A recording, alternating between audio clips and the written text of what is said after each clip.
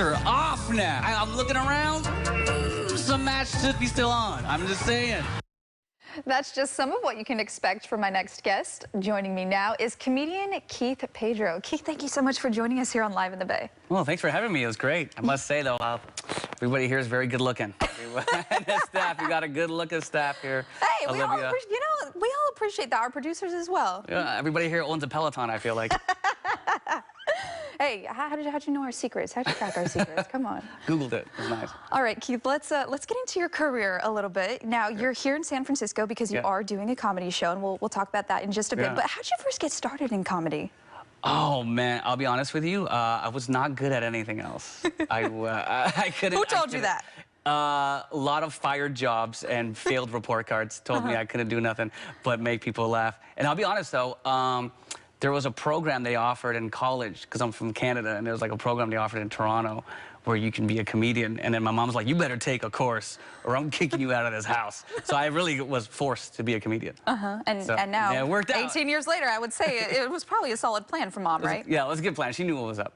She knew what was going on. Well, what is some of the recent work that you've been working on? Well, I got this amazing tour that we're doing. San Francisco is one of our stops. Sacramento is what we're doing tonight. I'm working with the dope team at Mix, and we're doing this Trilipino tour. Trilipino is the name of my comedy album that got nominated for a Juno, which is like a Canadian Grammy, if that means anything. It does. That means a lot, of course. And I just finished shooting season 3 of Roast Battles Canada with Russell Peters. And then now we're doing this amazing tour. And how has been going on tour and doing some of this work for you? Like you said, your hands are in a couple different pots here. What has it been for you and for your career to be able to see yourself evolve in a comedic way? I don't know. I feel like it's really fun doing the tour. It's really great working with the dope team at Mix and guys like Anthony Presents and like doing these new crowds. And like I said, I'm Canadian, so we did San Jose 2 months ago. We were in Brea. Now we do Irvine, Oxnard. We're going to be in Winnipeg, Edmonton. So all this stuff is really fun. And I'm just out here, you know, living my dream. You know what I mean? And the best part about it is, like, pandemic, I was doing this through Zoom. And so I'm glad that I get to see people laugh instead of like having their mics off and watching their shoulders shake while they're just in their living room eating rotisserie chicken. Yeah, I can imagine that is a totally different type of crowd. But let's talk about your work, Trilipino, here. You said it's, you know, it was nominated for a few different awards. What for you, as a comedian, went into creating this piece of work? Well, I'm going to be honest with you. I did another comedy album, but I noticed the comedy album was more universal. And then Black Panther hit. Then now it was cool to be ethnic. So I was just like, you know what? Let me do the jokes that I talk about with all my friends when no one's around. And then it ended up being a really good. So, you know, I took the word trill from like Houston rapping and Filipino. So it's just like real stuff. Like I just talk about, like I have a joke that went viral about Goku. The white privilege of Goku, where he just powers up and turns into a blonde-haired, blue-eyed guy.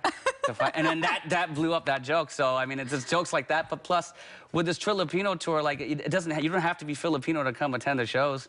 It's just a really funny comedy show with Filipinos, not a Filipino comedy show. So you know what I mean? So it's very universal. We got the lumpia chef, Bay's area lumpia chef. He's gonna be giving out some lumpias and having some lumpias on the menu there. So that'll be fun. Plus we got dope merch from a Bay Area brand called Kukui. You can check them out in San Jose. They do some streetwear. So it's like a lot of dope things that we incorporate with the Bay in our shows while we're out here in San Fran and a lot of other shows like Sacramento tonight, stuff like that. So that's so awesome. And you mentioned a couple of shows. Where can people catch you in San Francisco while you're here?